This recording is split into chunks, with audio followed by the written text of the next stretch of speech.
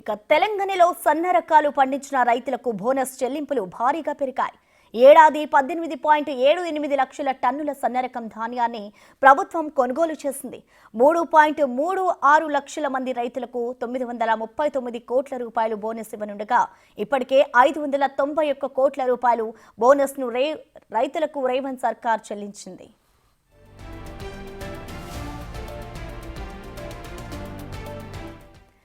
2024 ఖరీఫ్లో 8.84 లక్షల మంది రైతుల నుంచి 47 లక్షల టన్నుల ధాన్యాన్ని సర్కార్ కొనుగోలు చేసి 10,149 కోట్ల రూపాయలను చెల్లించింది. వీటిలో 18.78 లక్షల టన్నుల సన్నవడ్లకు క్వింటాకు 500 రూపాయల చొప్పున ప్రభుత్వం బోనస్ చెల్లిస్తోంది.